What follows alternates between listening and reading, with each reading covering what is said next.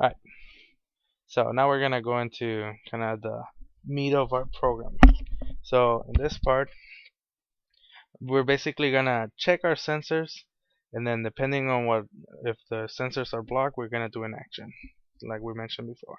So we're gonna call analog read for A0, A1, A2, which stand for left motor, center motor, and right motor respectively.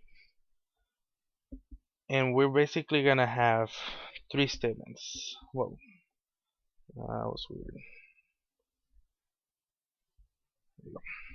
So we're basically gonna have three statements. We're gonna have a check for our right sensor, one for our left sensor, and one for our center sensor, and then kind of like a default for when a robot is not being none of the sensors are being touched. So for the left sensor, we essentially want our robot to move in the opposite direction. So we're gonna do first, we're gonna set up the lights so that we turn them all off. Um, since when it goes in, if it triggers, we want to make sure that we only turn on the lights so that it looks like it's looking in that direction.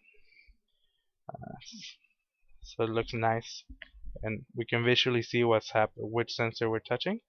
And then just to help us see even more, we're gonna make it play a node. So we're gonna be using the function smartMentor.bus, and basically what this one does is it allows you to play a note. So you put the note, uh, what type it is. So for those music inclined people, uh, C5, E5, and so on. And then you can put on the duration of the node. So the bigger the number you put here, the shorter the duration is. It's kind of counterintuitive, but it's just that way it is. And then we're gonna actually tell our robot to move. So we're gonna tell our robot. We could tell the individual motor to move, uh, but just to move that motor. So let's say M1. But this will allow us to, if we want to add another motor to it, we can, and it will be set up, and you don't have to go back into the code. So for now, we're gonna put DC move instead of DC motor, the function, and this is gonna make our robots move away from our hand, basically, that is blocking the sensor. So that's the first statement, and from here, most of the other statements look pretty similar. Uh, for right sensor, we we're gonna have a pretty similar setup. However, we're not gonna move in the same direction, and we're gonna not turn on the same lights. So for example, this one, we only wanna turn on the opposite side of the lights.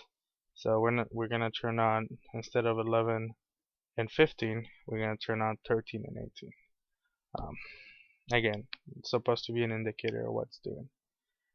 Another thing that we're gonna slightly change is we, instead of playing C5, we're gonna be playing a different note, just so they sound slightly different when they're moving. Um, and movement, since we wanted to move in the opposite direction than left, we're gonna go forward this time instead. And so this will be our right sensor. Um, Now center sensor is the one that's gonna be slightly different from the other sensors. So essentially, this one is gonna try to move in both directions, um, left, right, and then left, right again. Um, I like to think of it as kind of like trying to fake out the person's blocking his sensors. um, for the eyes, for the lights, is gonna be a little repetitive, um, but we're gonna basically be switching from one side to the other side with the LEDs. So for this, we're gonna do kind of like we did with the right sensor, where we played a node, and then we made it go forward. But then we're gonna add this delay right here, um, because immediately afterwards we're gonna make it move backwards like this, and another delay. And then, so this is for when the eyes are on this position, And now we're gonna have one for when the eyes are in the opposite direction,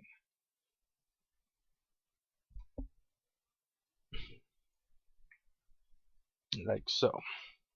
And then we're pretty much gonna repeat what we wrote above of moving backwards and forward. But just to add a little bit of variety, we're gonna play a different note. So E5. And again, we're gonna move forward and then backwards with a delay. Now, this robot we don't wanna. We want our default, so else statement. Uh, we want it to be that the robot won't be moving. But at the same time, we don't want to lock up the motors because that could cause the robot not to be able to. It could fall over a lot easier if you just lock up the motors. So instead of locking them up, we're gonna do something different. So first we're gonna set up the lights so the eyes or the lights are in the middle, um, kind of like if it was looking straight forward. And then unlike instead of just telling it to stop, we're gonna set the motor to be loose. So loose just means that the motor will be able to spin freely, but it won't be powered. And then the speed doesn't really matter, but you have to put a speed here since the function is expecting it. So in this case, we're just gonna put 0 for consistency. Thank you for watching this video. Please like and subscribe, and I hope that you will join us again next time.